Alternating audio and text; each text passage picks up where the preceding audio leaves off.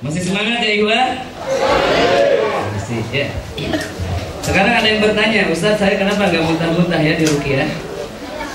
Mau tahu nggak caranya agar cepat muntah? Mau? Bapak ambil plastik orang yang muntah tadi, cepat sekali. Jadi standar kegagalan keberhasilan ruqyah itu bukan muntah ya, tapi memang perubahan pada sikapnya, kekuatan pada jiwanya. Seperti Bapak tadi, ini pada dua orang ini sudah berubah insya Allah. Kemudian pemuda yang tadi mengingat dosanya, dan Bapak tadi menyaksikan kehebatan Al-Quran sambil terucap di mulutnya Subhanallah. Itu perubahan insya Allah. Baik Bapak semuanya, selanjutnya adalah faktor-faktor kegagalan dalam ruqyah. Ya. Jadi saya membacakan Al-Quran, para roqi membacakan Al-Quran, itu standarnya sama saja, baca Al-Quran. Tapi ada yang sebut yang tidak. Ini kan berarti faktor kegagalannya ada pada dua pihak, pasien atau praktisi ruqyah. Yang pertama, 10 kegagalan pada pasien. Pasiennya belum mau diruqyah. Jadi kalau ada orang di ruangan ini hanya ngintip-ngintip saja, atau hanya lihat-lihat saja, atau dibawa, dipaksa, dikondisikan untuk diruqyah, maka tidak akan bisa diruqyah, atau tidak akan terlalu efektif karena memang hatinya menolak. Yang kedua, pasien belum siap, ya. Dia ingin diruqyah saja, bukan ingin sembuh.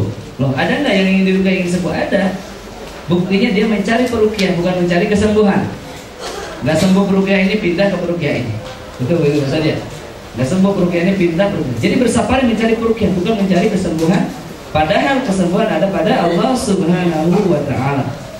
Yang berikutnya, jiwa pasien belum siap, hanya mengharapkan kesembuhan yang saja.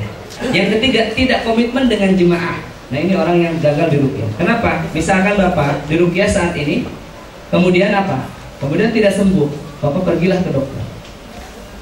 Misalkan Bapak di ruqyah kemudian jadi demam, pergilah ke dokter di opnam.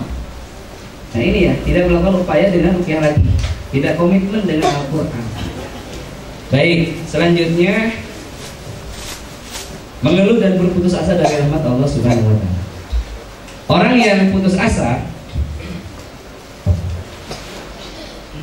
orang yang putus asa Bapak Ibu semuanya lebih jelek dari orang yang sudah mati, kata Ibnu Qayyim. Kenapa? Orang yang mati itu terpisah ruhnya dengan jasadnya. Terpisah ruh dengan jasadnya, baru dia mati. Kalau orang putus asa, terpisah ruh dan jasadnya dengan Allah Subhanahu wa Ta'ala. Ya, ini orang mati Pak, terpisahlah ruh dan jasadnya. Sementara orang putus asa, terpisahlah ruh dan jasadnya dengan Allah Subhanahu wa Ta'ala, padahal dia belum mati. Lebih jelek dari kematian putus asa. Makanya termasuk dosa besar. Yang berikutnya, pasien tidak mau memperbaiki kondisi kolbunya. Jadi pasien ini tidak mau dinasehati, begitu ya? Tidak mau dinasehati. Pak, simpanlah rokoknya Pak kalau sedang ruqyah. Oh, dia besok datang lagi masih dengan rokoknya. Rokok ya hal kecil Pak ya. Ini apalagi hal besar maksud saya. Begitu ya. Kemudian berikutnya maksiat, tidak mau bertaubat dan merasa aman dari dosa, tidak kenal setan, bersahabat dengan setan, tidak paham hakikat ruqyah mandiri, atau dia tidak mau melakukan ruqyah mandiri. Aku banyak uang, keliling ruqyahnya tiap hari. Ini beda, di ruqyah dan ruqyah mandiri tingkatannya berbeda.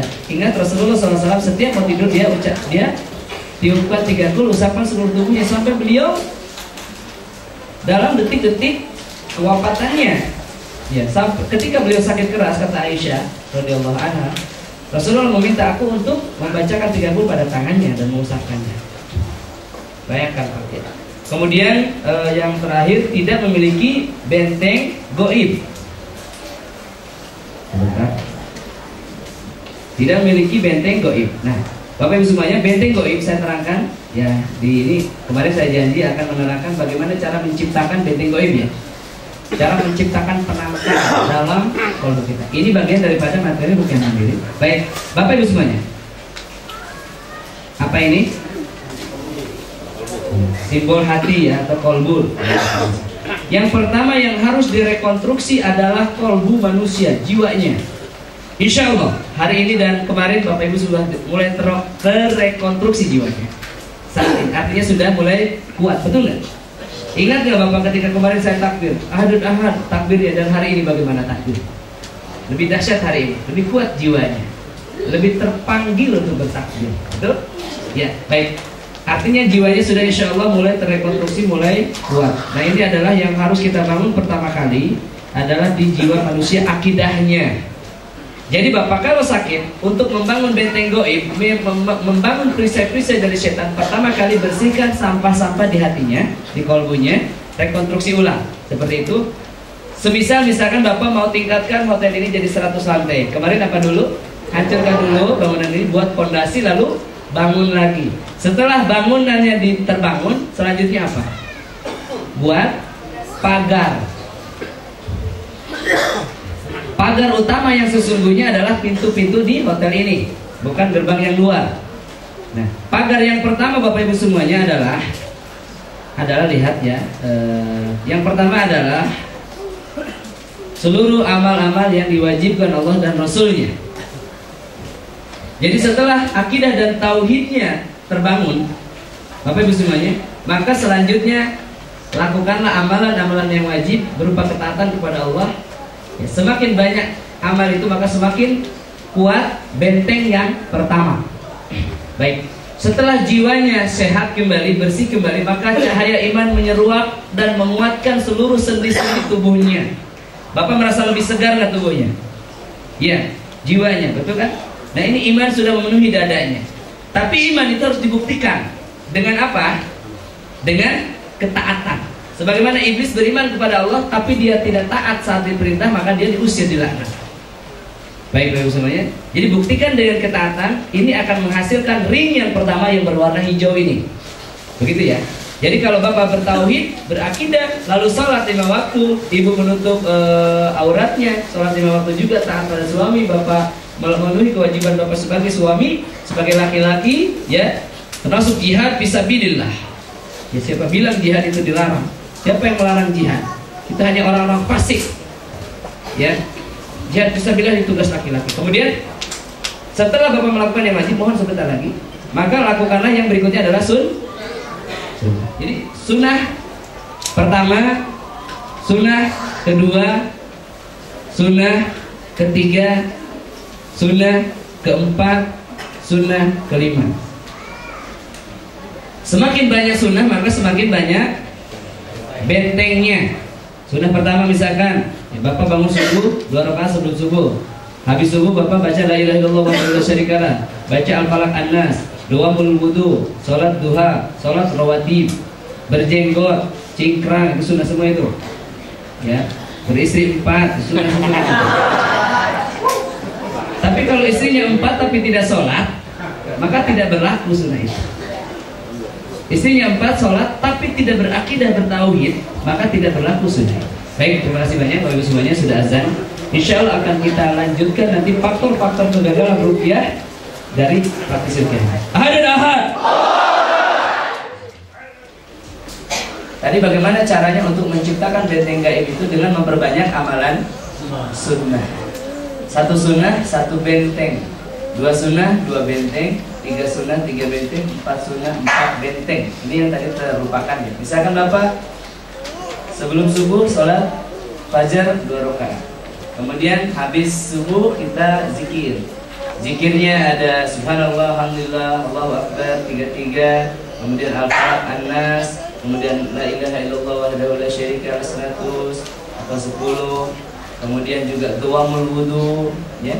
Kemudian juga siangnya duha. Duha ini sebetulnya berkaitan dengan rezeki, bukan dengan penyakit. Yang berkaitan dengan penyakit adalah sholat malam, ya. Kemudian sholat rawatib, sholatnya tepat waktu berjamaah. Kemudian sore harinya baca ayat kursi, ya, kalau semuanya. Kemudian baca 10 ayat Al-Baqarah misalkan 1-4, 163, 164, 255, ya, 284, 285, 256. Kemudian sebelum tidur kita berwudu, perbarui wudu, baca ayat kursi, baca Ikhlas Al-Falaq An-Nas. Tidurnya miring ke kanan menghadap kiblat. Itu ya.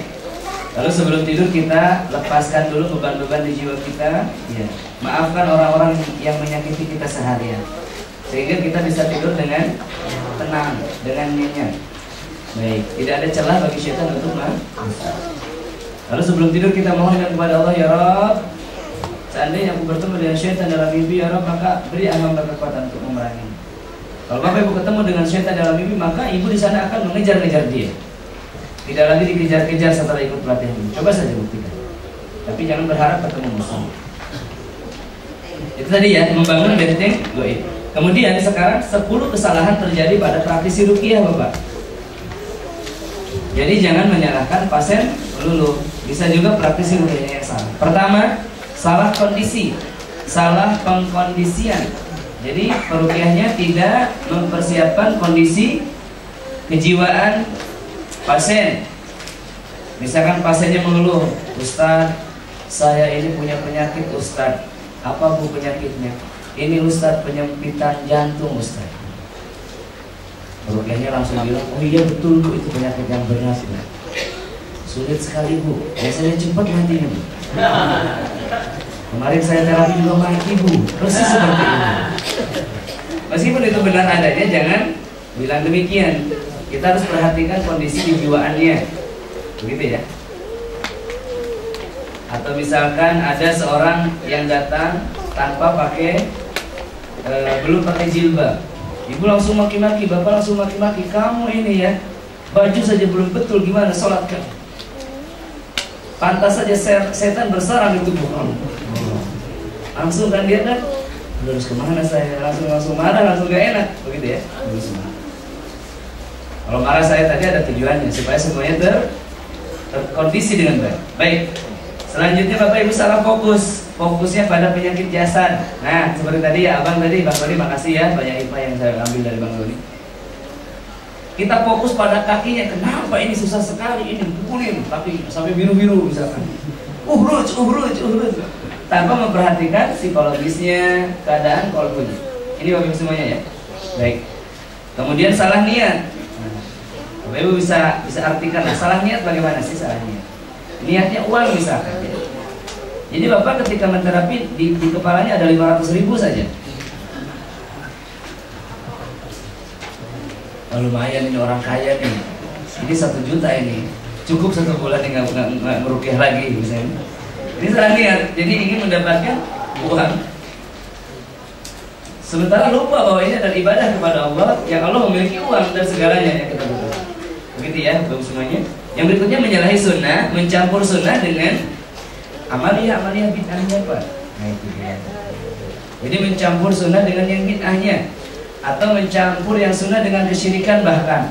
Wah, dicampur dengan tenaga dalam katanya, agar kuat ini kolaborasi, atau dicampur dengan bioenergi, dicampur dengan gio.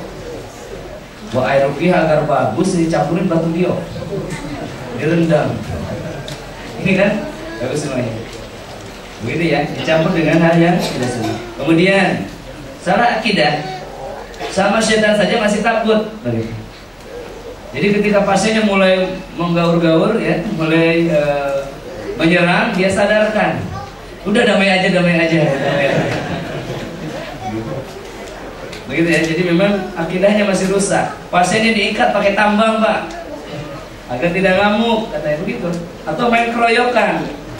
Pasiennya 1, ruqyahnya 7. Ini kan main keroyokan ya. 1 lawan 7, nggak adil kata jinnya ini.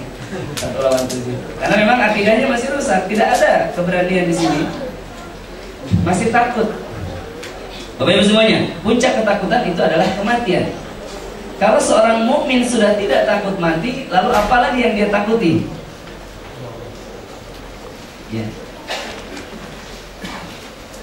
Pasukan-pasukan Yahudi, pasukan-pasukan kafir di Syam, di Baghdad, di tempat-tempat jihad di sana, yang mereka takuti itu apa? Mujahidin. Karena para mujahidin ini mencintai kematian, sebagaimana orang-orang kafir Yahudi itu mencintai kehidupan. Para pasukan Yahudi yang banyak, yang modern itu seluruhnya mencintai kehidupan, sementara para mujahidin mencintai kematian. Jadi ini sangat ditakuti. Begitupun setan. setan jin apa setan manusia sama.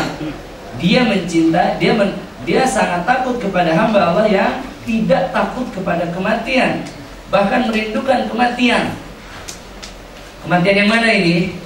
Yang diridhoi oleh Allah Subhanahu wa Ta'ala, yang ada di jalur yang benar. Di mana jalur yang benar itu ada pada Quran dan Sunnah. Nomor else, ya. Semuanya. Baik, itu tadi ya, salah akidah. Kemudian salah posisi. Maksudnya bagaimana? Praktisi ruqyah menempatkan dirinya sebagai penyembuh. Sementara Rasulullah SAW pernah bersabda, "Anta rafiq wallahu tabib." Sesungguhnya kamu itu teman dan Allah lah tabib yang menyembuh. Kamu itu teman seseorang yang sakit, yang menemani seseorang menuju kesembuhannya atau mengarahkan jalan menuju kesembuhannya, sementara Allah yang menyembuhkannya. Begitu Bapak ya. Kemudian salah tempat. Nah, ini tempatnya kurang baik ya. Tidak ada pengkondisian tempat. Ada sampah di mana-mana, ada bau, misalkan bau asin goreng nih sedang goreng di belakang, atau ada bau cabai menyengat ke depan, ya tidak memperhatikan kondisinya. Kemudian salah diagnosa, tentu saja ada perbedaan antara sihir, antara jin dan penyakit yang lainnya. Kemudian salah teknisnya. Ini Bapak Ibu semuanya, ya. Baik, 10 kesalahan praktisi ini banyak terjadi di berbagai titik. Bapak Ibu semuanya, saya pernah meruqyah salah satu bupati di Gorontalo, provinsi Gorontalo. Terus kan dipecah-pecah, ada berapa kabupaten. Salah satu keluarga bupatinya ini sakit. Saya selalu menetapkan aturan yang sama kepada siapapun. Begitu ya. Jadi ketika saya masuk ke rumah Pak Bupati ini, tidak saya sebutkan provinsi sebelah mana ini, bupati sebelah mana, ternyata ada foto Pak Bupatinya besar sekali, lebih gede fotonya daripada dianya. Ya, di rumahnya ini, ya namanya rumah bupati ya. Kemudian saya bilang, "Pak, turunkan." "Iya Ustaz," ajudannya turunin kan. "Dibakarin Ustaz?" "Jangan," katanya. Ditumpupin aja dulu, dialbumkan. Baik, sebelum fotokopinya diturunin. Kemudian apa lagi? "Ada putrinya 3 Pak, cantik-cantik." Oh. Namanya di rumah Pak ya, pakai baju tank top, Bapak tahu nggak ya? Dan hot fan ya. Aduh, saya mau pulang di mana udah masuk ini. Kemudian, "Pak, jilbab Pak, jilbab." Begitu ya. Kemudian apa? "Oh baik Ustaz, baik." Ajudan ini nyari jilbab Pak. Habis itu dikasih ke saya, "Ustaz ini jilbab." "Bukan buat saya Pak, ini putri Bapak, ini bagaimana bajunya?" Jadi Pak, ada orang-orang yang belum paham. Karena di kamar sendiri, karena di rumah sendiri, pakai baju seenaknya. Meskipun ada orang lain. Ini ya, ada orang-orang yang non-mahrum, non-muhrim. Non-muhrim apa non-mahrum? Non-mahrum. Bukan mahrumnya. Jadi Pak, kita harus menutup aurat kita ketika kita berdoa kepada Allah, begitu ya. Jadi memang siapapun Bapak Ibu semuanya, kita terapkan aturan yang sama. Coba Bapak Ibu main ke rumah rehab, sama siapapun yang datang ke sana. Bapak ikut pelatihan belum? Pasti gitu pertanyaan pertama. Kalau dia belum, ikut dulu Pak Rabu dan Kamis, gitu. Atau ikut dulu jadwalnya dia rehab hati di mana saja. Gitu. Baru setelah ikut pelatihan, baru boleh kita terapi dengan bertanya bagaimana perkembangan pada ruqyah mandirinya. Kalau belum melakukan ruqyah mandiri, kita suruh ruqyah mandiri, kita ajar. Ini yang semuanya yang harus diterapkan secara straight kepada orang-orang yang sedang sakit, karena orang-orang sakit ini tidak punya disiplin iman. Baik. Bagaimana cara melakukan ruqyah mandiri? Nah, dari tadi ya katanya 15%, ini ibu tunggu-tunggu kok belum muncul-muncul. Ini dia. Pertama Bapak Ibu semuanya, ruqyah mandiri yang kita maksud adalah membersihkan sihir dari tubuh kita dengan diri kita sendiri. Ruqyah itu mudah ya, tidak harus keluar rumah. Namun untuk melakukan ruqyah mandiri, kita harus mengetahui dulu ciri-ciri penyakit dalam diri kita ini kategori yang mana. Baik, ini saya paparkan sedikit tentang beberapa jenis buhul atau apa yang dimaksud buhul, definisi dan solusinya. Bapak Ibu semuanya, buhul secara bahasanya, secara definitif itu adalah ikatan. Dalam Al-Quran itu dikatakan uqad. Min syarrin nafasati fil uqad. Tukang sihir yang meniup pada buhul-buhul, pada ikatan-ikatan. Buhul itu sesuatu yang diikat. Misalkan HP dan dompet saya ini diikat. Nah, ini buhul. Lihat contohnya di depan, yang sebelah sini. Bapak Ibu semuanya, kalau habis ruqyah rumah nanti, biasanya ada buhul-buhul setan yang terlihat. Jadi memang terlihat secara nyata buhulnya ini. Nanti Ibu menemukannya seperti ini. Nah, ini ya. Atau ada yang pernah melihatnya, yang ini ya. Nah, kalau ada yang pernah melihatnya, maka bacakan Al-Falaq An-Nas pada tangannya, lalu ambil dan bakarlah. Penyakitnya akan sembuh total. Kalau di alam mimpi Ibu melihat seperti ini, ambil dan hancurkanlah. Bagaimana menghancurkannya? Takbir, tiupan, maka penyakitnya akan sembuh. Rasulullah SAW adalah Nabi yang pernah kena sihir. Yang menyihir beliau adalah seorang laki-laki Yahudi bernama Labi bin Aslam. Disihirnya dengan pelepah kurma dan rambut dan sisir beliau. Diikat, lalu dilemparkan ke dalam sumur dan diambil oleh Ali bin Abi Thalib, lalu dibakar, sembuh sihirnya Rasulullah. Siapa yang meruqyah Rasulullah? Adalah Jibril alaihissalam. Ya, Bapak Ibu semuanya. Nah, ini dia tentang buhul ya. Nanti ke depannya Bapak Ibu semuanya, selanjutnya kita akan ketahui bahwa ini adalah media yang digunakan oleh tukang sihir untuk menyakiti korbannya. Baik, pernah mendengarnya atau melihat dalam film-film bonekanya itu ditusuk dengan jarum, misalkan ditusuk lehernya, kemudian orang sakit pada leher. Ini adalah bahasa komunikasi antara tukang sihir dengan setan yang disuruhnya. Jadi ketika tukang sihir tusuk lehernya, nah setan beginilah nanti sakitnya, sakit di sini, sakit di sini. Tapi semuanya kadang-kadang ikatan-ikatan ini, misalkan ini diikat di lehernya, kita merasa terikat di leher. Diikat kepalanya, kita merasa terikat di kepala. Ditusukkan jarumnya, ditinggalkan, ibu merasa tertusuk-tusuk oleh jarum. Ini kejahatan tukang sihir ya. Bukan berarti saya ini mantan tukang sihir ini. Baik. Jadi ikatan ini, buhul ini bisa pada jin. Jadi jinnya diikat di tubuh manusia. Misalkan ada juga jiwanya yang diikat. Ini orang gila ya. Ini jiwanya diikat di sebuah tempat. Kemudian juga ada ikatan perjanjian. Ini jin keturunan yang kemarin sudah kita putuskan. Kemudian juga mantra-mantra. Ada juga mantra. Baik. Sekarang kita akan sedikit berbicara tentang sihir. Sedikit saja. Bapak Ibu semuanya, agar kita paham ya, dan tidak menganggap hal ini ilmu yang tabu, Bapak Ibu semuanya. Ya, sihir itu sudah ada sejak dulu, sejak zaman dahulu ya. Buktinya di dalam Al-Quran, dalam At-Taubah surat 102, ya, dalam Al-Falaq itu ada sihir, ya. Ada ayat-ayat tentang sihir. Bapak Ibu semuanya ya. Ada juga di dalam surah wala yuflihus sahiru haitsu atah. Surah apa itu? Surah Toha 69. Wala yuflihus sahiru haitsu atah, tidak akan pernah menang tukang sihir itu dari manapun datangnya. Juga dalam At-Taubah 102 ya. Banyak sekali. Nah, Bapak semuanya, apa yang maksud sihir ini? Sihir ini adalah sesuatu yang membalikan, sebuah kekuatan yang membalikan keadaan yang sesungguhnya. Misalkan sesungguhnya ibu bapak mencintai saya, menginginkan ilmu dari saya, tapi ketika datang ke sini tiba-tiba menjadi benci kepada saya. Ini sih sihir. Agar kita bapak ibu tidak dapat ilmunya. Misalkan ibu bapak menikah tidak dipaksa, tapi sekarang banyak ribut.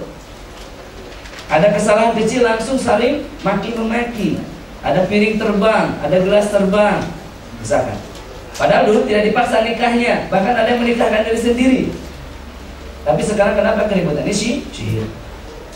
Baik, bisa paham ya? Manusia matanya melihat dan tidak ada penyakit pada matanya, tapi ketika kena sihir menjadi tidak bisa melihat. Ini ada sihir. Seorang laki-laki bapak tadi tubuhnya kekar, baik, sehat, tetapi dia loyo, salaman itu pula kayak perempuan. Itu kena sihir. Sihir itu ada macam-macam jenisnya. Yang pertama ada sihir tafrik atau sihir pemisah, yang memisahkan antara ibu dan bapak, antara suami dan istri. Baik, antara sepasang kekasih yang sudah dipinang misalnya, ya, dipisahkan oleh sihir. Namanya sihir pemisah. Ada juga sihir yang memisahkan antara penjual dan pembeli, sihir tafrik ini Pak. Ya, produsen dan pelanggan. Sebuah contoh begini, Pak Ustadz, bengkel saya ini sudah 3 bulan tidak ada pengunjung Pak Ustadz. Baik. Terus bagaimana Ibu? Bengkel yang sebelah tiba-tiba ramai Ustadz. Baik. Terus gimana? Ketika saya tanya kepada pelanggan saya yang pindah ke sana, saya tanya kenapa Bapak tidak lagi di bengkel saya. Kata pelanggan itu, dia mengatakan bahwa bengkel ini ramai, bengkel Ibu ramai, saya tidak mau antri, jadi saya pindah ke bengkel sebelah. Padahal di bengkelnya tidak ada siapa-siapa. Ini kena sihir apa? Sihir tafrik, sihir pemisah yang memisahkan antara pembeli dan penjual. Bapak jual tanah, harusnya tanah ini cepat laku, toh udah bertahun-tahun tidak laku-laku. Ini kena sihir tafrik, ya. Jadi semua yang memisahkan antara adik kakak, persahabatan, pernikahan, ini lebih dikenal dengan sihir tafrik. Baik. Bagaimana cara melakukannya? Diperhatikan cara melakukan ruqyahnya. Pertama, lakukan ruqyah seperti tadi. Bacakan dulu sekitar berapa menit? 30 menit. Apapun reaksinya. Baru kemudian sebagai ritual sehariannya, ya, baca surah As-Saffat, Yasin, Ad-Dukhan, dan Al-Jin setiap hari hingga sembuh. Jadi tambahannya ini, tambahannya perbanyak baca surah-surah ini. Coba baca saja. Itu akan ada reaksi yang lebih kuat di situ. Ini ingat, bukan dari hadis, tetapi pengalaman empiris dan pengetahuan seseorang tentang isi daripada ayat-ayat ini yang menceritakan tentang sihir. Baik ya. Baik. Kemudian berkumpulan dengan orang-orang soleh dan hindari maksiat. Ya. Misalkan apa? Ketika ibu kena sihir tafrik yang ingin menceraikan, hindari maksiat sejauh-jauhnya, termasuk maksiat dengan suami. Banyak menahan diri. Kemudian bangun ritual sunnah dan hijrah sebelum. Itu tadi ya. Jadi sihir tafrik. Yang kedua Ibu, sihir mahabbah. Sihir cinta. Ini sihir cinta. Jadi seseorang melamar perempuan lalu ditolak. Karena ditolak maka dukun bertindak. Cinta ditolak, dukun bertindak, gitu. Nah, perempuan ini tadinya membenci sekarang menjadi balik mencintai. Di mana-mana ini banyak terjadi, bahkan sampai usia SMP, Bapak. Di Jakarta, di Tangerang tepatnya, ada seorang anak SMP yang pacaran. Kemudian karena saling sayang ini anak SMP ini, laki-lakinya pergi ke dukun. Katanya, Mbah Dukun, buat pacar saya ini selalu mencintai saya saja seorang dan tidak suka kepada laki-laki lain. Kata Mbah Dukunnya 700.000. Anak muda ini kan nggak tahu apa-apa, ya sudah. Lalu dukun ini membuat ritual memanggil setan, membuat perempuan ini hanya mencintai dia seorang. Bapak Ibu semuanya, apa yang terjadi? Anak ini membenci setiap laki-laki kecuali laki-laki itu pacarnya, termasuk ayahnya. Oh, bagaimana ini? Adik laki-lakinya dibenci, iparnya, pamannya, semua laki-laki dia benci. Karena salah komando, namanya setan ya. Seneng aja disuruh. Bapak Ibu semuanya, qadarullah, laki-laki ini mati. Ya, laki-laki ini mati di usia belasan dan kontraknya tetap berlanjut. Kontrak siapa? Kontrak dia dengan setan. Jadi kontraknya dahulu 50 tahun. Bayangkan dari usia 15 sampai 50 tahun wanita ini tetap jomblo. Begitu kontraknya. Saat ketemu saya, perempuan ini usia 35. Dan alhamdulillah telah menikah dan punya anak. Hanya saja tubuhnya rusak. Banyak semacam gatal yang menyebar di seluruh tubuhnya. Ini ciri khas sihir, ada gatal. Terutama daerah leher, daerah kepribadiannya, ya. Ini gatal yang sangat. Jadi ketika ketemu saya, tubuhnya itu sudah sangat besar-besar gatalnya. Dan saat itu jinnya bicara. Ternyata jinnya ya dahulu. Nah, ini adalah sihir pengasihan. Bagaimana rasanya? Ini perempuan ya. Nggak mungkin perempuan ini laki-laki lah rasanya. Pastinya laki-laki menjadi perempuan. Ada rasa cinta dan ketertarikan, kerinduan seksual yang menggebu-gebu, tidak bisa ditahan, ingin segera melihat, bertemu dan berhubungan seksual dengan laki-lakinya. Bayangkan bagaimana rasanya. Menahan rasa sampai gatal-gatal. Nah, ini dia, sihir. Kemudian rasa sakit berkepanjangan, pusing, sakit pundak, sakit lambung, alergi yang luar biasa akutnya. Kemudian rasa benci kepada semua orang, lawan jenisnya ya, kecuali orang yang menyihirnya. Bayangkan. Kemudian bagaimana cara pengobatannya? Seperti tadi, lakukan ruqyah seperti biasa selama 30 menit, boleh juga dibekam. Kemudian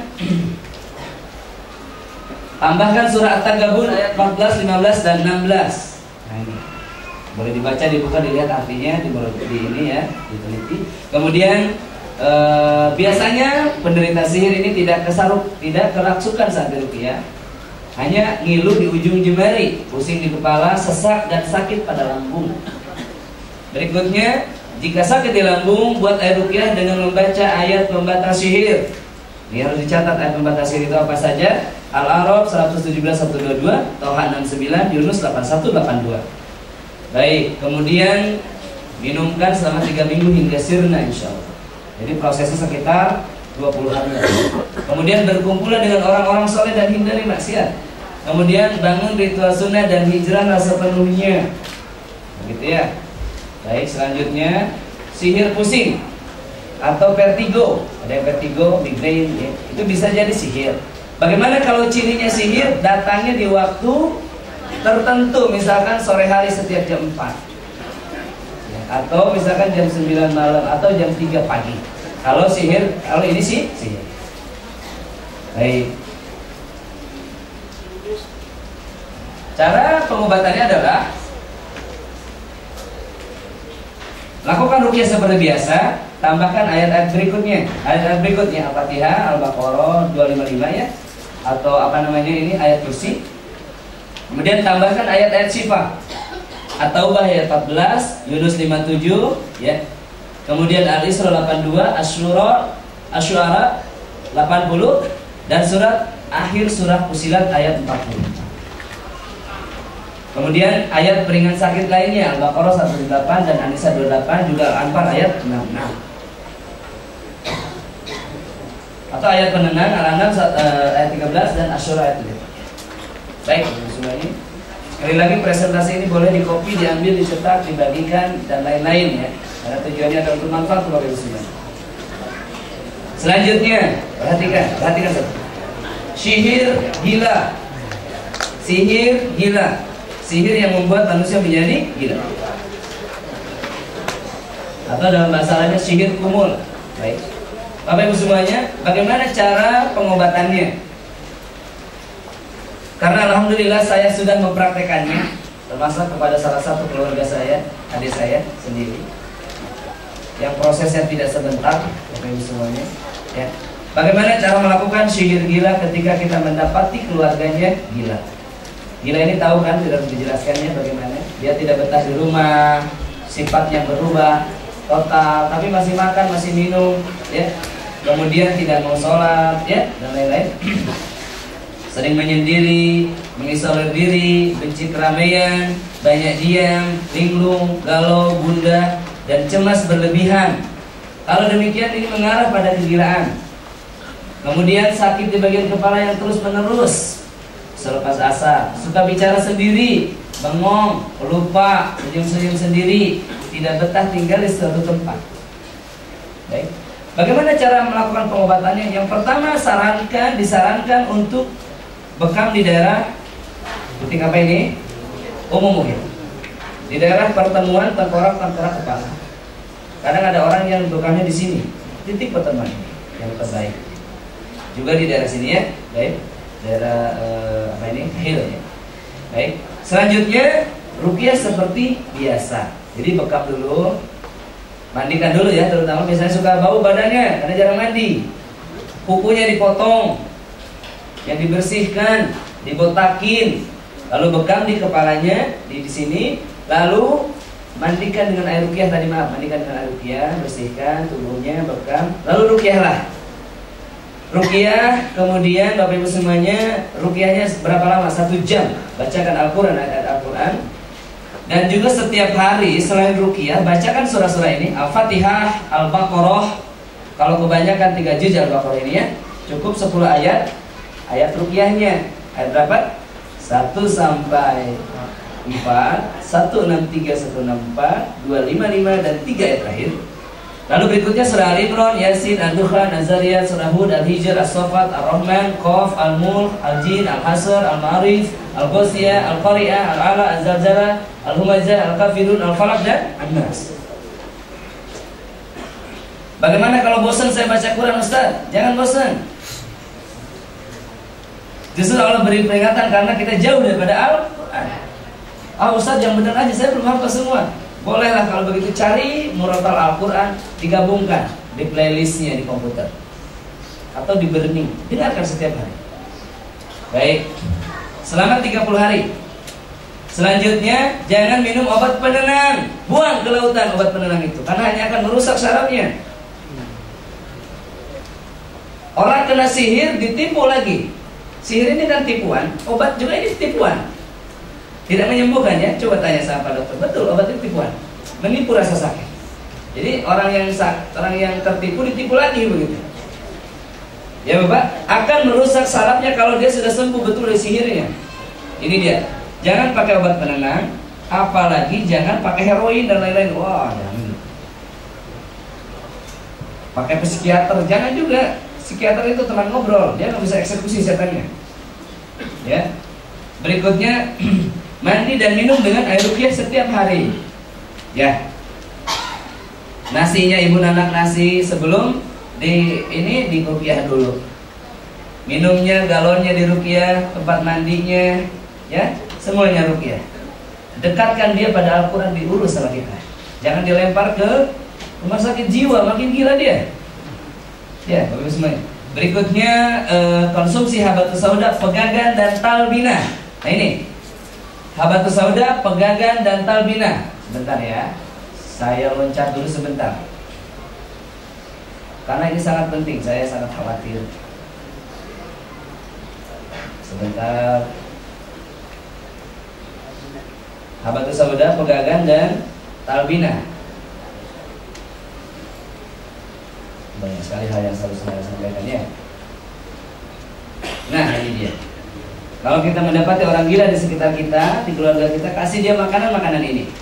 Yang direkomendasikan Rasulullah adalah gandum, rebusan gandum, atau produknya talbina. Sekarang sudah ada produknya, nggak mahal Pak.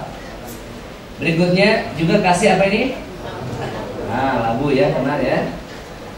Ini apa? Pegagan. Kalau di Sunda ini jadi lalapan Pak. Kalau di luar Jawa Barat ada bentuk kapsulnya. Pegagan ya, orang Amerika aja udah tahu kok, udah ambil makan kita mereka. Masa kita belum tahu? Ini di Indonesia. Harus tahu ya. Baik. Ketik di Google lah, tanya sama Om Google, tahu dia. Ya baik. Brokoli, herbal yang makanan-makanan yang seperti otak itu untuk otak. Mirip ya. Berarti rambutnya harus kribo juga dong? Bukan. Ya, baik, kita lanjutin tadi bagaimana cara mengobati apa tadi? Sihir gila. Terus kalau di rumahnya ada rumah-rumah setan, semisal ajimat-ajimat, buang. Ya, jangan ragu-ragu. Baik, Bapak Ibu semuanya, itu tadi sihir gila ya. Cara pengobatannya, ajak seluruh keluarganya untuk hijrah dan melakukan ritual sunnah. Ini wajib seluruh keluarganya, terutama ayahnya. Karena banyak yang gila ini disebabkan oleh kesyirikan ayahnya. Banyak. Sama seperti autis, sangat erat hubungannya dengan ayah. Ya, barangkali ayahnya punya ilmu hitam. Begitu Bapak, kalau anaknya gila Pak, cek dirinya. Ini pasti ada hubungan. Baik, selanjutnya lakukan terapi bekam di titik kepala dan selanjutnya ada sihir khawatif, bisikan. Ibu tadi ya, kalau lihat pisau, ambil pisau itu, bunuh suami kamu. Saatnya membunuh suami kamu sekarang. Nah, begitu. Atau ini tempat yang bagus untuk loncat, matilah sekarang, biar damai. Ini sihir khawatif. Terdengar Pak? Kalau ada sihir yang membisiki telinga ibu, ibu jangan lari-lari, karena setannya bukan di luar tapi di dalam, dari dalam dia. Ya. Bagaimana cara pengobatannya? Sama ya seperti sihir yang lainnya. Tambahkan 3 kul, perbanyak 3 kul, usapan tiupan ke seluruh tubuh. Baik. Kemudian ada juga sihir at-tahyil atau sihir ilusi ya. Jadi perempuan yang tersihirnya ingin mengingat satu nama laki-laki, terlihat wajahnya dan lain-lain, sampai-sampai dia pergi mendatangi laki-laki itu. Ini sihir pengundang dan pengendali, Pak. Jadi misalkan saya punya sihir ini, mencintai perempuan ini, sebutkan saja namanya, dia terbang ke sini. Sihir pengundang dan pengendali. Dengan catatan orang yang disihirnya ini tidak punya akidah ya. Baik. Nah ya, kembali lagi ya, ada akidah dan tauhid ya. Baik. Berikutnya sihir penghalang jodoh. Bahas nggak nih? Bahas ya, nggak apa-apa, banyak yang tersinggung ya. Jomblo menahun.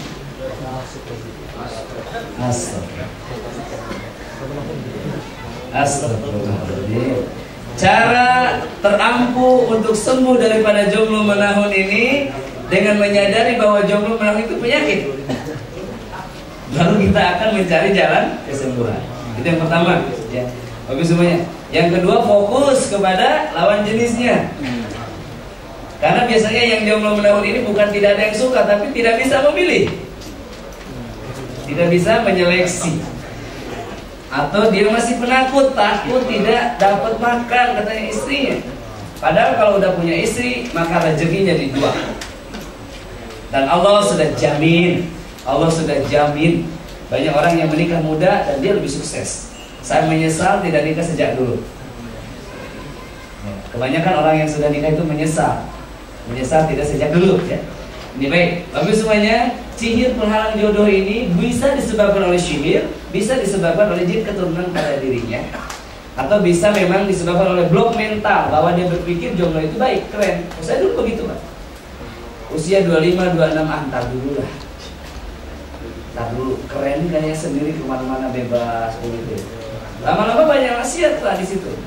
Pasti banyak maksiat ketika kita sendiri ya. Baik, itulah setan. Kalau ada setan dalam dirinya, setan itu menghalangi dari jodoh agar banyak maksiat. Semakin banyak maksiat, semakin setannya kuat. Saya pernah meruqyah di Jakarta, ada satu keluarga anaknya 11. Usia 29 sampai 57 lah. Dan yang menikah hanya satu orang yang usianya 54. Seluruhnya S1 ke atas. Yang bekerja hanya satu orang. Ketika diruqyah kerasukan semuanya, kayak setan-setan dari hutan. Ketika dicek, ternyata dahulu pernah ada persengketaan dengan Pak D-nya. Dahulu sekali. Bapak Ibu semuanya bayangkan, usia 54 baru sadar bahwa dirinya diganggu oleh setan sehingga tidak nikah. Bayangkan bagaimana rasanya. Bencilah kepada setan, marahlah kepada setan. Makanya aplikasikan rasa marah kepada setan dengan mendeklarasikan diri sebagai hamba Allah dan berbanyak ketaatan. Ini dia ya cara melakukan pengobatannya. Pertama yang tadi ya, secara psikologisnya. Yang berikutnya, lakukan ruqyah seperti biasa. Lakukan ritual sunnah, minimal wudhu dan baca kursi sebelum tidur ya. Kemudian bacakan Al-Falaq, Al-Ikhlas, An-Nas, tiupan ke seluruh tubuh sebelum tidur, sama ya. Kemudian dengarkan ayat kursi selama 1 jam setiap hari. 1 jam. Ini sama juga kepada bapak yang mau berhenti merokok, Pak. Coba dengarkan ayat kursi 1 jam. Bolak-balik saja. Allahu la ilaha illa huwal hayyul qayyum. Bisa-bisa dalam seminggu sudah benci kepada rokok. Bagi yang mau berhenti ya. Tapi kalau yang senang ya nggak bisa lah. Ini masih menikmati rasa sakitnya kok. Ya baik. Bahkan menganggap itu baik kan, keren. Berikutnya Bapak Ibu semuanya, sihir marid. Sihir marid ini sihir orang yang sakit pada jasadnya. Jadi objek daripada sihir ini Pak, nanti salah satu organ tubuhnya tidak bisa bergerak. Sakit sebelah, stroke seluruh tubuh, ada belpasi, ada macam-macam penyakit yang Bapak Ibu pernah melihatnya orang yang sakit hingga makannya dari hidung, pakai selang, giginya terkunci. Ya, tapi dia masih sadar, kedip-kedip hanya begitu bisa. Ini sihir marid. Sembuhkan dengan ruqyah. Walhamdulillah, saya pernah menanganinya dan ada perkembangan yang sangat pesat dalam 3 bulan. Seorang gadis 23 tahun, perutnya kembung Pak. Kembung, tubuhnya tinggal kulit dan tulang. Padahal dia cantik sebelumnya. Giginya udah begini. Ya. Kemudian matanya udah ke dalam. Entah apa yang terjadi dengan rambutnya. Masya Allah, dalam 3 bulan kemarin datang lagi perempuan ini sudah bisa jalan. Padahal dokter bilang ini tumor katanya. Perutnya masih agak besar tapi mengecil, tapi sudah bisa jalan. Sudah ini. Ada perkembangan dengan apa? Salah satunya dengan minum ramuan ya. Ramuan nanti saya beritahu ramuannya. Cara meraciknya pun saya kasih tahu. Ramuan dari habatus sauda, madu dan azwa. Baik. Caranya, bagaimana cara awal meruqyahnya? Ruqyahlah setiap hari. Minumkan air ruqyah. Baik semuanya ya. Ganti makanannya dengan makanannya.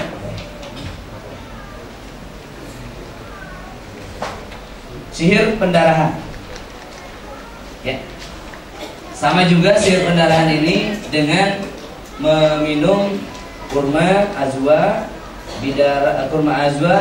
habatus sauda dan madu. Itu akan stop sekaligus. Kurma ajwa, habatus sauda dan madu. Itu akan stop sekaligus dan ruqyah selama 30 menit. Mudah sekali sihir pendarahan itu ya. Ada seorang bapak telepon saya waktu itu, Pak Ustadz, istri saya mau operasi yang kelima kali ini. Saya bilang, astagfirullah. Bapak ridho tubuh istrinya diotak-atik sama dokter Pak? Bukan ridho Ustadz, tidak ada cara lagi. Kenapa Bapak? Istri saya pendarahan Ustadz, sekarang sudah akut.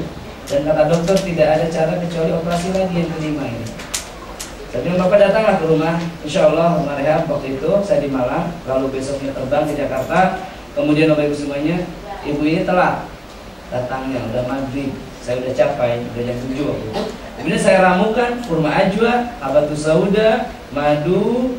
Saat itu saya campur juga zaitun, buah tin, dan juga propolis kalau tidak salah ya, sama apa lagi satu lagi.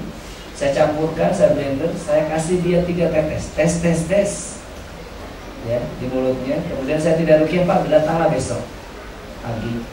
Kemudian bapak dan ibu ini tidak datang. 4 hari kemudian ada pelatihan di rumah rehab di Depok waktu itu. Dia datang, istrinya tidak datang. Saya bilang, Bapak istrinya kemana? Dia bilang, istri saya sudah kerja Ustaz. Dia bidan. Oh bidan, baiklah. Tidak pendarahan lagi, tidak sama sekali istri. Padahal sebelumnya Pak, sehari itu 20 kali ganti pembalut. Hampir setiap jam ganti, saking banyaknya darah yang keluar. Dan kontan tertutup, rapat. Nah pendarahan atau istihadah itu bukan menstruasi tapi gangguan syaitan. Ya jelas ini kata Rasulullah SAW. Ya waktu itu ada seorang umum bertanya ya Rasulullah, bagaimana dengan istihadah? Rasulullah menjawab, ini adalah bagian dari guncangan-guncangan syaitan, hentakan-hentakan syaitan. Syekh Wahid Darus Salam menerangkan bahwa syaitan bisa masuk ke dalam pori-pori, masuk ke dalam darah, masuk ke dalam rahim wanita dan loncat seketika sehingga terpancar darah. Sihir pendarahan ini biasanya terjadi pendarahan juga saat mau melakukan hubungan suami istri. Ini Pak ya, baik. Selanjutnya, sihir ikatan. Nah ini dia yang ditunggu-tunggu. Sihir ikatan pada laki-laki bisa timbul impotensi, tidak bisa bangun Pak. Padahal Bapak ingin. Kalau Bapak nggak mau terus memang tidak bangun, ya memang begitu seharusnya. Ini Bapak ingin, Ibu ingin, tapi tidak bisa melakukan hubungan. Kalau laki-laki impotensi, kalau pada perempuan ada 5 jenis. Pertama, tidak bisa membuka, mohon maaf ya, tidak bisa, bukan tidak bisa, terkunci lututnya. Nah begitu ya, barangkali bahasa yang lebih sopan. Yang kedua, pendarahan saat mau hubungan. Yang ketiga ada penghalang, tidak bisa masuk Pak. Kadang-kadang ini terjadi pada malam pertama, 5 hari, 6 hari begitu. Atau si suaminya merasakan bahwa istrinya sudah tidak gadis lagi. Nah, ini ya jenis sihir. Kemudian juga itu tadi pada perempuan. Atau perempuannya bisa melakukan hubungan tetapi sakit sekali. Di Palopo Bapak ada orang yang kena sihir ini. Selama 20 tahun dia melakukan hubungan suami istri itu seperti diiris-iris pisau katanya. Saya ngeri dengarnya. Dan setelah itu dia cerai dan sudah meninggal. Baik. Ya hujan ini rahmat ya. Yang bisa mengambilnya ambillah. Tapi nantilah. Yang di luar saja. Baik. Selanjutnya Bapak semuanya, bagaimana pengobatannya? Sama. Ini disarankan mandi daun bidara. Seluruh jenis sihir disarankan nantinya mandi daun bidara. Nanti saya sebutkan bagaimana contohnya. Ya. Kemudian Bapak Ibu semuanya, ada sihir kemandulan atau bahasanya terapi infertilitas ya, halangan kesuburan, ada masalah kesuburan. Setan bisa mengikat bisa mengikat rahim perempuan agar tidak bisa tidak bisa masuk spermanya ke dalam telurnya, tidak melakukan pembuahan. Bagaimana cara meruqyahnya? Sama, bacakan seperti tadi, namun ada kekhususan, sentuhkan tangan bapak di rahim ibu sehabis setiap sholat, bacakan ruqyah di rumahnya. Dalam 2 bulan insya Allah. Dalam 2 bulan. Juga perbanyak makan kurma ajwa buat ibu-ibu. Baik, selanjutnya Pak, ini tadi tentang pertama ya, tentang jenis-jenis buhul. Ada beberapa, yang pertama buhul sihir dan penjabaran sihirnya tadi ada 10. Ini yang kedua buhul mantra. Lihat ke depan, buhul mantra. Apa yang maksud buhul mantra ini? Ikatan perjanjian antara setan dengan manusia. Ini terjadi pada leluhur kita. Kalau di Malaysia, penyakit ini Pak masih menduduki posisi sekitar 80% penyebab dari penyakit di Malaysia. Kalau di Indonesia barangkali sekitar 30 atau 20%, ya. Karena memang orang Indonesia sudah mulai bangun. Kalau di Malaysia masih ada yang belum menyadari bahwa hal itu adalah hal yang syirik. Ya, lihat. Bahkan di Malaysia itu salafi itu diharamkan. Ya, di sana. Nah, ini dia, memang demikian. Baik. Saka, ini bahasa Malaysia ya. Saka dan problematika umum. Banyak Bapak Ibu semuanya penyakit-penyakit keturunan. Ya. Yang tidak ada obatnya. Karena obatnya adalah Al-Quran. Penyakit keturunan itu tidak ada. Yang ada itu jin keturunan. Setiap bayi yang terlahir itu lahir dalam kondisi suci. Lalu ayah dan ibunya lah yang menjadikan dia sebagai majusi, ya, sebagai apa? Nasrani dan lain. Jadi proses masuknya penyakit itu setelah bayi lahir. Gennya bersih ketika bayi itu lahir. Namun karena kebiasaan ayah ibunya, maka akan menurun kepada anaknya. Baik, Bapak Ibu semuanya. Ya, baik. Bagaimana cara memutuskan penyakit ini? Pertama, Bapak Ibu semuanya, putuskan perjanjiannya. Ya. Putuskan perjanjiannya seperti tadi ya. Nah, misalkan ada ikrarnya. Nah, ini dia. Bagaimana cara ikrarnya? Yang pertama, formatnya itu adalah mohon perlindungan kepada Allah. A'udzubillahi minasyaitonirrajim. Lalu nyatakan, ya Allah, mulai saat ini hamba ikrarkan, hamba nyatakan bahwasannya yang pertama, tidak ada lagi perjanjian antara kami dengan bangsa jin. Kami, keluarga kami, leluhur kami, seluruh keturunan kami. Yang kedua, deklarasikan bahwa iblis adalah musuh kita selama-lamanya, tidak akan bersahabat lagi dengan syaitannya. Kemudian nyatakan seandainya ada amalan atau ilmu yang tidak baik dalam tubuh hamba yang membuat syaitan datang dan menghalangi ketaatan hamba kepadamu, maka keluarkanlah. Ini untuk mengeluarkan syaitan-syaitan yang datang akibat ritual-ritual bid'ah. Kemudian yang ketiga, ya Rabb, tunjuki dan lindungi kami, jangan matikan kami dalam keadaan su'ul khatimah, matikan dalam keadaan su'ul. Jadi saya garis bawahi, yang pertama Pak, menyatakan kepada Allah bahwasannya mulai saat ini ya Rabb, tidak ada lagi perjanjian antara manusia dengan jin, antara kami dengan bangsa jin, karena itu dilakukan oleh leluhur kami barangkali. Yang kedua, pernyataan bahwasannya kita akan memusuhi iblis dan mendeklarasikan diri bahwa iblis adalah musuh kita selama-lamanya. Yang ketiga, untuk mengeluarkan amalan-amalan yang tidak baik dalam tubuh kita sebagai bentuk taubat kita, ya Rob, seandainya ada amalan-amalan yang tidak baik dalam tubuhku, maka keluarkanlah. Itu akan keluar sendiri. Dan yang keempat, mohon perlindungan kepada Allah, ya Rob, jangan matikan kami sebelum bertaubat, dan matikanlah kami dalam jalanan fisabilillah atau husnul khotimah. Ini cara memutuskan jin keturunan Pak ya, penyakit keturunan. Adapun herbal-herbal yang perlu dimakan, ini saya sebutkan tadi, boleh dicatat juga. Madu, kurma ajwa, habatus sauda, ini yang terpenting 3. Boleh yang serbuk, boleh yang langsung nanti bisa di blender. Kemudian boleh ditambahkan zaitun, jam-jam, dan buah tin. Ini tidak terlalu perlu, yang penting ini 3 ke atas. Tapi kalau Bapak mau kemas dalam bentuk begini, maka jam-jam jangan dicampur dengan madu, akan meledak. meledak nanti plastiknya. Jadi bagaimana caranya minum air jam-jam ketika meminum ramuan ini? Berapa hari Pak? 4 hari Bapak lihat keajaibannya, ya? 4 hari. Baik. Ada juga yang sudah saya produksi, bukan saya sih, teman saya yang produksi ini, karena memang sangat baik sekali ini. Kita buat kapsul cuci darah namanya. Jadi ada dalam satu kapsul, satu botol ini 100 kapsul. Ini minum 1 butir setiap 4 jam. Itu ininya apa namanya, resepnya. Kalau Bapak Ibu semuanya mau buat sendiri boleh, order ke nomor ini. Saya tidak bawa ke sini karena memang tujuannya bukan dagang, gitu. Tapi kalau Bapak Ibu mau buka agen dan lain-lain, silahkan hubungi ke Ahli Indra ini. Beliau buka. Dan ini sangat cepat habisnya. Kita hanya buat 1000 botol karena memang keterbatasan modal ya. Dan memang untuk kalangan sendiri sebetulnya. Kalau di Jakarta biasanya kita paketkan dengan pelatihan, namun harganya jadi tinggi harga tiket. Kalau di daerah saya tidak pakai. Itu Bapak Ibu semuanya. Ini salah satu cara untuk menghancurkan, memutuskan jin keturunan. Dan ini pegagan dan habatus sauda dan daun bidara. Ini juga bagus untuk penyakit gila, menenangkan otak yang gelisah, pikiran yang gelisah. Baik. Selanjutnya ada buhul mantra. Nah, ini ya seperti tadi. Kemudian cara pemutusannya seperti ini. Tadi ya, mantra ini sebuah perbincangan ya, akad dengan syaitan. Kemudian juga ada ain. Kemarin sudah dijelaskan ya. Apa itu ain maksudnya? Ain ini adalah penglihatan orang yang dengki kepada kita. Jadi yang sakit ini yang dilihat. Begitu ya. Misalkan Bapak melihat saya dengan dengki, kemudian saya menjadi sakit.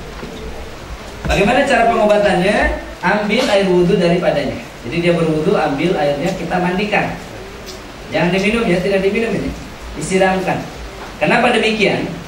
Karena dalam dirinya ada hawa panas. Dan hawa panas itu menempel pada orang yang ditatapnya. Ya. Lalu air ini akan mendinginkannya. Baik. Bapak Ibu semuanya, zaman Rasulullah SAW, Rasulullah dengan tegas mengatakan al-ainul haq, ain itu jelas benar adanya. Bahkan Rasulullah menyatakan seandainya ada hal yang mendahului takdir, maka itu adalah ain. Pada zaman Rasulullah ada seorang wanita yang di wajahnya ada plek hitam. Kemudian Rasulullah mengatakan, kenapa kamu tidak minta diruqyah daripada ain? Ain itu jelas adanya. Bagaimana Pak logikanya? Misalkan beliau menatap saya dengan benci, dengan marah. Dia tidak memukul saya, tidak menyerang saya, tapi syaitan dalam dirinya menyerang saya. Ini dia.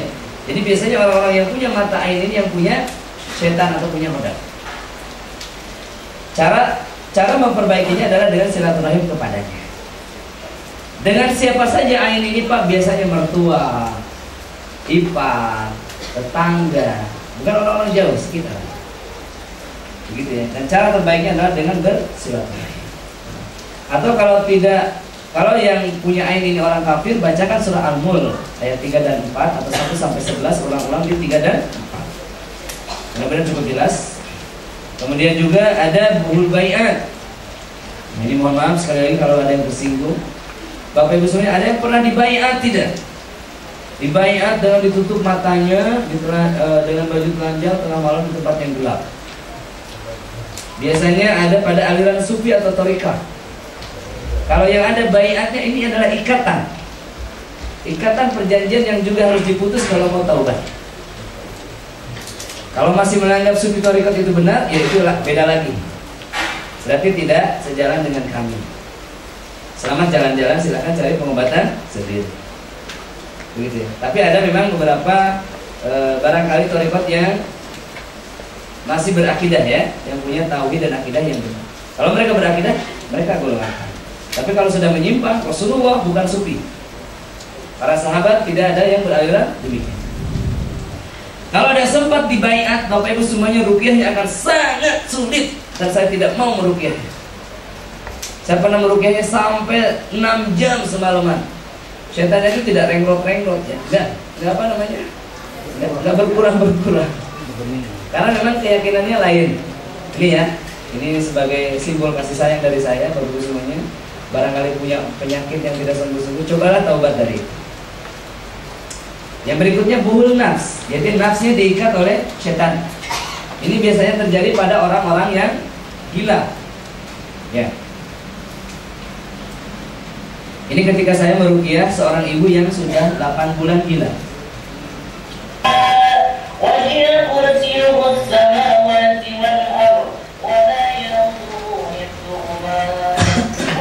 Ini dahulu sekali.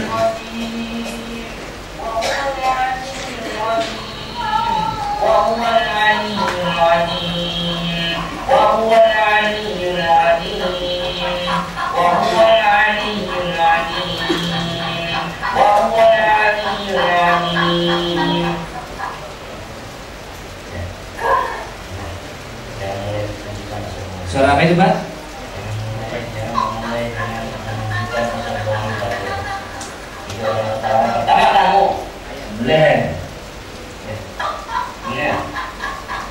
Manusia lebih mulia daripada syaitan. Cepat keluar atau saya sembelih kamu. Cepat keluar atau saya sembelih kamu.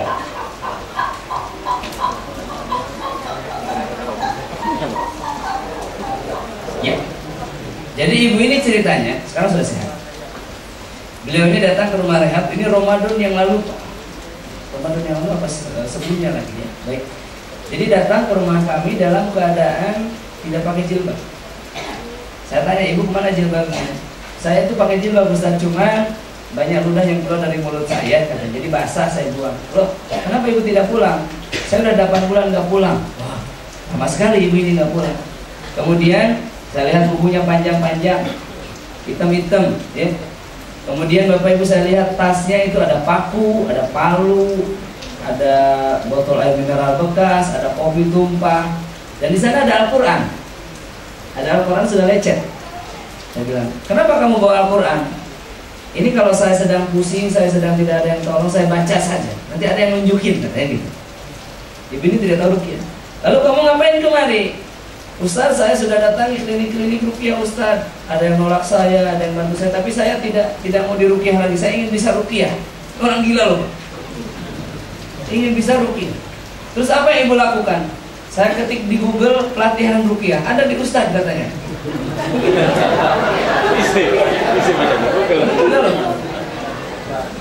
Ini edang-eling begitu, Pak ya. Kadang sadar, kadang tidak. Sudah 6 bulan, Pak. Sudah 8 bulan keluar dari rumah. Kemudian dia sedang mengandung. Dan dia ngaku 8 bulan. Saya bilang, oke lah 8 bulan tidak apa-apa. Bapak Ibu semuanya, setelah 6 hari di rumah kami, ya kita kasih produk dan lain-lain gitu ya, Ramadan juga waktu itu. Ibu ini kita ini sedang acara begini, lalu ibu ini kesakitan perutnya. Jadi sebelum ruqyah masal, kita ruqyah dulu ibu ini. Habis itu 15 menit kemudian dia perutnya enak lagi. Kemudian Bapak Ibu semuanya, apa yang terjadi? Kita ruqyah masal, baru Al-Baqarah ayat keberapa? Ada suara bayi. Dan ternyata teman-teman pada lari ke depan, tim rehab pada lari ke depan. Ternyata ibu itu sudah melahirkan di depan teras rumah. Jadi jauhnya itu barangkali kayak ibu ke jalan gitu ya, ke teras. Jadi saya tanya, ibu kenapa keluar? Teman saya yang tanya, karena saya sedang pakai masker. Katanya, saya mau cari taksi sendiri, Ustaz. Mau ke rumah sakit, sudah lahir tanpa darah dan tanpa dokter. Nggak ada dokter di situ. Kebetulan ada bidan dan perawat satu. Kebetulan ikut pada ruqyah, masya Allah, pertolongan dari Allah. Akhirnya ibu itu melahirkan, sudah lahir ya, diselesaikan, digunting area-area baru keluar darah. Sore harinya ibu ini sudah turun naik tangga karena ada 2 lantai yang jatuh dari dahulu. Sehat, besoknya sehat dia pulang dulu. Nah ketika di ruqyah itu begini. Kemudian ibu saat itu saya pakai teknik scanning gitu. Dulu saya masih pakai teknik ini. Jadi saya baca surat dalam Al-Quran, Allahu waliyul ladzina amanu yukhrijuhum minadh dhulumati ila nur. Ya Rabb, perlihatkanlah, tunjukkanlah cahaya kepada ibu ini. Apa yang mengikat di kepala. Kemudian dia melihat ayam, Pak. Sepasang ayam suami istri sedang diikat kakinya. Dan juga bebek juga diikat kakinya.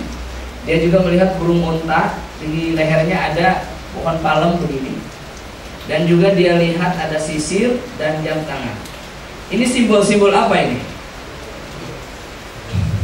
Ayam diikat, Pak, ada di satu kamar. Bagaimana rasanya di kamar Bapak ada ayam? tambah bebek, tambah burung unta sedang berjalan. Jadi ketika berjalan dia itu serasa berat di punggungnya. Dan satu lagi sisi yang saya nggak ngerti ini apa? Jam tangan. Ini waktu. Dia seakan menjadi hari, menjadi bulu-bulu, tergesa-gesa, pusing. Nah ini Bapak Ibu semua, ini sihir yang disebut dengan sihir gila. Bagaimana cara menelusurinya? Diambillah jiwanya, dipanggil kembali. Bagaimana? Dengan berbagai cara, banyak cara. Salah satunya bisa dibacakan surah Al-Fajr ayat 28, 29, 30. Ya ayyatuhan nafsul mutmainnah irji ila rabbiki radiyatan mardiyah fadkhuli fi ibadi wadkhuli jannati wadkhuli jannati. Bisa dengan ayat itu ya. Atau bisa diajak bicara jiwanya. Misalkan Ibu coba lihat ibu sedang di mana saat ini. Biasanya ibu itu menjawab. Kalau ibu ini waktu itu menjawab di video yang ini sebetulnya ya. Dia bilang, Ustaz, saya sedang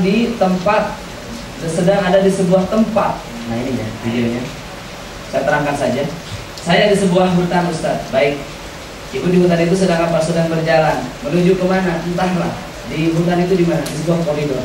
Ibu coba jalan terus. Dia jalan. Ustaz, ada sesuatu yang menghalang saya. Apa itu? Ada kotak hitam. Bukan kotak hitam pesawat. Ibu coba bacakan ayat kursi dan lemparkan. Takbir.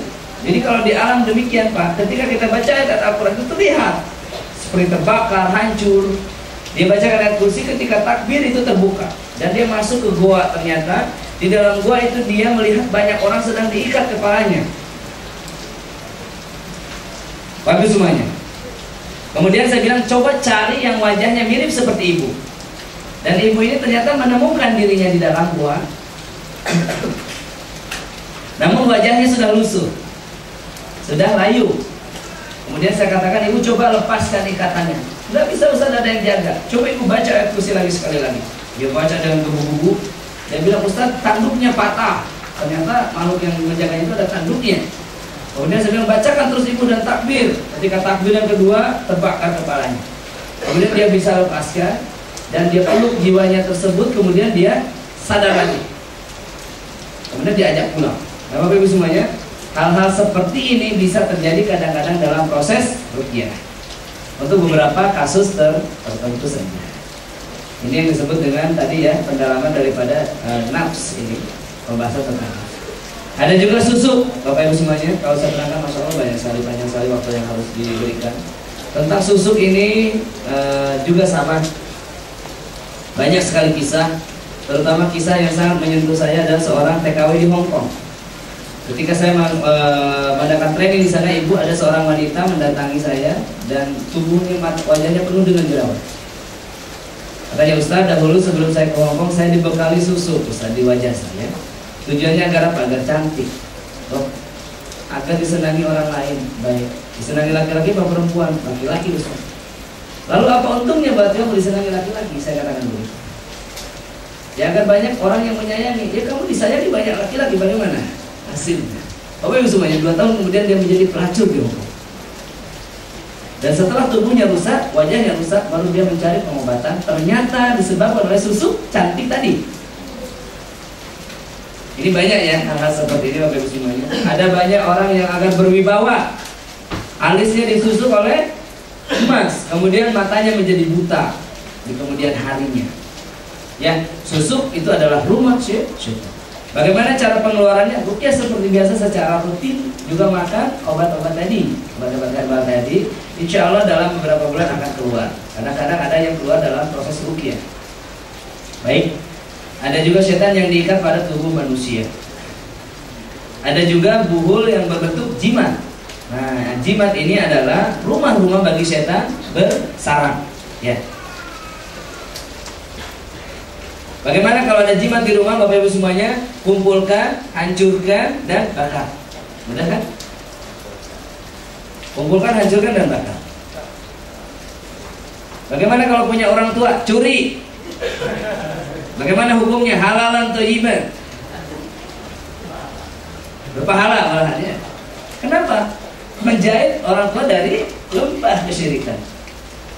Barangkali di dunia marah-marah, di akhirat nanti bilang makasih Pak, karena akan lepas ketika dihancurkan, akan ada setan yang lepas. Bahkan saya beberapa kali mendapati ketika menghancurkan cincin, membakar tasbih yang memang dianggap keramatnya, mematahkan keris, itu orangnya langsung kerasukan dan setannya bilang, rumah saya kenapa dihancurkan, rumah saya kenapa dihancurkan. Ada banyak bukti video tentang hal ini. Baik, ada juga ini bahaya jimat, teman-teman semuanya ya, mudah-mudahan jadi dakwah. Kenapa jimat ini bahaya? Ini adalah buku yang ditulis oleh mantan produsen jimat, produsen dan pengedar juga memakai. Ya. Bapak lihat dengan mata kepala sendiri, ada macam-macam jimat itu. Lihat, jimat pengasihan suami istri, petunjuk orang hilang. Ya. Ada jimat bila istri dan putih kabur. Jimat untuk mengembalikan anak yang hilang. Jimat untuk melepas ikatan rindu pada wanita. Apa ya Pak? Jimat apa ini? Kemudian jimat agar wanita tidak bisa kawin. Jimat agar enteng jodoh. Jimat mahabbah umum, mahabbah gaya lain. Ibu bapak lihat, macam-macam ya. Ada juga jimat agar kapal tidak karam. Jimat agar vonis hakim ringan.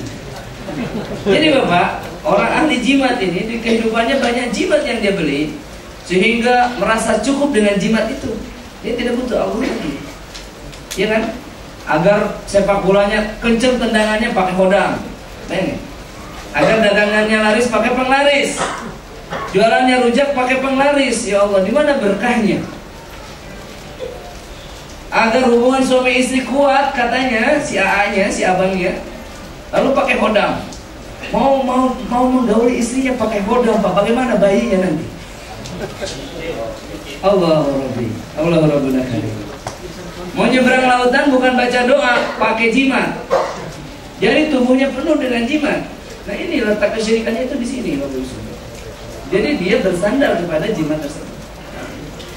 Ustaz ini kan cuma jimat, Ustaz. Hanya jimat, perantara. Orang-orang yang berkata demikian sama dengan kafir Quraisy dahulu. Patung-patung ini hanya perantara kami dengan Tuhan kami, katanya. Ini ya Bapak semuanya, bahaya daripada jimat. Baik. Kemudian selanjutnya bagaimana untuk proteksi diri ruqyah mandiri itu? Tadi ya, Bapak Ibu semuanya yang sudah dibahas sebelum zuhur. Pertama, bersihkan akidahnya. Ini ya, bersihkan akidah dan tauhidnya, kesyirikan-kesyirikannya. Nanti setelah dibersihkan akidahnya, dosa-dosa kemaksiatannya, kemudian diusir dengan taubatan nasuha, kemudian akan muncul tekad untuk mendekatkan diri kepada Allah. Akan ada cahaya iman yang menjadi energi untuk mendorongnya untuk melakukan ketaatan-ketaatan. Diri pertama, lalu setelah melakukan yang wajib, lalu lakukanlah sunnah-sunnah. Semakin banyak sunnah yang dia lakukan, maka semakin banyak perlindungannya. Dan ruqyah ini termasuk salah satu sunnah tersebut. Jadi kalau hanya mengambil sunnah ruqyah tapi tidak mengambil yang wajib, tidak melakukan yang wajib, maka akan percuma. Jelas ya Bapak Ibu semuanya? Ini kaidah tentang benteng goib yang saya buat. Apa saja sih benteng goib ini? Saya ulangi lagi di sini. Sholat fajar 2 rakaat, ya. Kemudian subuhnya di masjid, ya. Kemudian ta'awuz, baca la ilaha illallah wahdahu la syarikalah, al-falaq, an-nas, kemudian alihlah 10 kali zikir pagi dan petang terutama ya. Kemudian wudu, rawatib, ayat kursi sore hari, Al-Baqarah 10 ayat. 1-4, 1-3, 1-4, 25, 24, 26, 30 ya. Kemudian qiyamul lail 5 kali. Pokoknya semakin banyak sunnah yang kita lakukan, semakin setan tidak berdaya. Kemudian ini dia ya, amalan-amalannya barangkali. Ini ritual sunnah yang memang dicontohkan oleh Nabi Sallallahu Alaihi Wasallam. Kemudian, bagaimana cara meruqyah rumah? Ada yang tahu nggak? Cara meruqyah rumah, jadi rumahnya pun diruqyah orang yang sakit ini. Bagaimana? Cara yang paling sunnah adalah baca ayat kursi di sore hari, di maghrib hari. Tapi setiap hari. Kalau rumahnya 5 lantai, berarti di setiap lantainya. Begitu ya. Pokoknya selama suara ini terdengar itu cukup. Baik. Kalau ibu mau memerlukan tutorialnya, Bapak tadi kan sudah belajar ayat ruqyah ya, bagaimana? Misalkan ayat ini sudah diruqyah, Bapak rukyahnya yang banyak saja, 1 galon di rumah. 1 galon ini cukup untuk 11 hari. Jadi Bapak baca ayat-ayatnya masing-masing 11 agar lebih kuat. Baik. Kemudian Bapak hari kedua, ketiga sampai ke 11 tidak usah dibaca lagi. Ambil 2 gelas setiap hari. Ambil 6 gelas setiap hari, Pak. Jadi 1 galon ini, Pak, ada 18 liter. Ini cukup dipakai untuk 11 hari. Kalau setiap hari diambil 1,5 liter. Begitu ya. Kemudian bagaimana caranya? Yang 1,5 liter ini, Pak, 2 gelas kita minum ya. Kemudian pagi dan sore 2 gelas lagi campurkan ke tempat mandi. 2 gelas lagi cipratkan di tempat yang terasa aneh, yang dikira ada sihirnya, sambil bacakan ayat kursi. Nah, ini yang penting, karena ada sihir-sihir yang digantung di udara. Baik, Bapak Ibu semuanya, itu cara rukyah rumah. Bagaimana cara rukyah kelapa sawit saya nih yang 5 hektar? Oh, bagaimana ya? Bapak kalau ada semprotkan pestisida, itu rukyah itunya, supaya disemprotkan. Barangkali begitu ya. Atau barangkali di sudut-sudutnya kalau sampai. Yang jelas berdoalah kepada Allah di situ, tunaikan zakatnya dan lain-lainnya. Kalau sebagai syaratnya barangkali bagaimana merukyahnya ya, bolehlah bacakan di sudut-sudutnya dengan memohonkan, ya Rob, sampaikanlah suara ini kepada syaitan di kebunku ini. Gitu ya, semuanya cara merukyah. Baik. Kemudian terapi Al-Fatihah. Ada terapi yang mudah, kalau ibu tidak mengerti, tidak paham, cukup ambil air, bacakan Al-Fatihah 7 kali. Lalu tiupkan dan doakan seperti tadi. Tapi minum setiap hari. Kemudian juga ada itu saja dulu barangkali ya. Untuk pemaparan materinya kita akan langsung praktek. Nah, ini adalah daun bidara yang saya sebutkan tadi.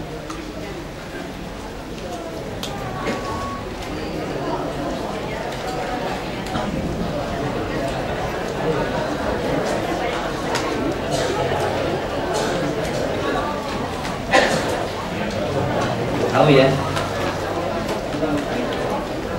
daun bidara ini ada durinya, Pak. Dalam Al-Quran disebutkan 2 kali. Ini pohon surga, jadi nanti di surga ada tanaman salah satunya. Dalam hadis dituliskan sekitar 82 hadis yang bercerita tentang pohon bidara ini, dan hadis-hadis ini diklasifikasikan menjadi 4. Yang pertama, Rasulullah bersabda bahwasanya daun bidara ini bahwasanya Rasulullah SAW memandikan orang yang meninggal dengan campuran daun bidara. Banyak sekali, yang terbanyak ya. Yang kedua, hadis lain menceritakan bahwa Rasulullah menganjurkan mandi daripada haid, menstruasi setelah selesai dengan daun bidara. Yang ketiga, Rasulullah memandikan mu'alaf dengan daun bidara. Jadi Bapak yang pernah murtad, yang pernah syirik, barangkali tidak diketahui, kita tidak sadar bahwa itu ilmu hitam. Untuk pelucutannya adalah dengan mandi dengan daun bidara yang sudah dirukyah. Setelah dirukyah, rukyah orangnya, rukyah daun bidaranya dengan air, lalu mandi. Jadi ambil daun bidara ini, remas-remas dan campurkan dengan air, pakai mandi. Untuk seluruh jenis sihir ini cocok. Terutama ibu yang sihir pendarahan, mandilah dengan daun bidara. Katanya ada yang daun bidara ini dipakai untuk rukyah rumah, itu tidak betul. Untuk kulit daun bidara ini, karena secara ilmiah pun untuk kulit. Ada yang dimakan juga, itu juga tidak betul. Tapi ada satu dalam tafsirnya Ibnu Katsir, beliau di situ meriwayatkan ya, bukan hadis ya, ini kebudayaan orang Arab. Kalau kena sihir itu mengambil 7 lembar, ditumbuk, dimandikan dan diminumkan. Bolehlah, tidak apa-apa. Sudah ada sekarang ini produk-produk dari daun bidara, Bapak Ibu semuanya, sebagai pengetahuan saja ya. Ada teh daun bidara, itu bisa diorder Kang Indra tadi. Ada juga lotion daun bidara. Nah, ini dia. Kalau ini bukan produk kita ya, tapi ada. Nah, lotion daun bidara. Jadi tidak usah remas-remas lagi daun bidara, sudah ada dalam bentuk body wash. Ada juga dalam bentuk lotion, ada juga dalam bentuk serbuk seperti daunnya. Kalau ibu tidak ada daun bidara di sini, cari di Lombok. Kalau Lombok itu bidara semua saya, isinya. Pulau Jawa agak banyak, tapi ini biasanya kayaknya Bangka begini ada kayaknya banyak. Daun bidara. Ada durinya ibu ya. Baik, kemudian juga ini kurma ajwa, ya, Bapak Ibu semuanya. Kurma ajwa itu kurma hitam, kurma Nabi dari Madinah. Ini madu, ini bisa dijadikan sebagai bahan-bahan pembantu dalam ruqyah syariah. Kalau ini habatus sauda atau jintan hitam bijinya di bunganya. Kalau ini jeruk nipis. Kalau ini tadi penenang ya, herbal penenang otak yang gelisah. Kalau ini daun kapuk ibu, ini buat sihir panas, yang tubuhnya panas bapak, tulangnya panas, misalnya dicek ke dokter ternyata tidak. Bagaimana caranya? Diremas-remas seperti ini, lalu dicuci, diremas, kemudian diruqyah, dibagi dua, satu diminum, yang satu lagi diusapkan ke tempat yang panas. Bagaimana ayat ruqyahnya? Apa saja sebetulnya yang jelas ayat-ayat. Kemudian juga, nah ini sedikit iklan ini, ada teh daun bidara ya. Ini saya sangat senang sekali, karena memang enak di tubuh. Jadi sudah dibentuk teh gitu. Ada bisa di order di syariah.com. Kemudian ini nomor saya, ibu semuanya. Jangan telepon untuk minta diruqyah ya. Atau bilang Ustadz teman saya di Jakarta Ustadz, atau Ustadz teman dari teman saya kakeknya sakit, kalau ruqyah saya tidak terima ruqyah. Tapi kalau ibu ada kesulitan dalam bidang saat proses ruqyah mandiri nanti setelah ruqyah di sini, hubungilah saya, tidak apa-apa. Tapi sabar menunggu jawabannya. Karena memang begini saya setiap hari HP saya entah di mana gitu ya. Karena memang banyak kegiatan. Kalau ini pusat rumah rehab ada di Jakarta. Ini boleh dikunjungi umat secara gratis dan juga ada di seluruh Indonesia. Bisa dicek di www.rehabhati.com. Ada di Aceh, di Medan, di Aceh bahkan seluruh kabupaten hampir ya. Di Aceh, kemudian di Medan, Palembang, Riau, Batam, Sumatera Barat, ada 5 di Sumatera Barat, kemudian juga di Jambi, kemudian di Lampung, di Jawa Barat ada Tangerang, Banten, Sukabumi, Bogor, Cimahi, Bandung, Purwakarta, alhamdulillah ada juga di Cirebon, kemudian di Jawa Tengahnya ada Semarang, Purwokerto, kemudian di Jawa Timurnya ada Blitar, Surabaya, Tuban, ada di Nusa Tenggara Barat juga ada, di NTB ya di Lombok, ada juga di Makassar, Palopo, Gorontalo, Sidrap, Kendari, kemudian juga ada di Papua, di Popengdigo Papua juga sudah ada. Jadi kalau ada teman-teman yang punya saudara sakit, referensikan ke rumah rehab, itu tidak ada biaya sedikit pun.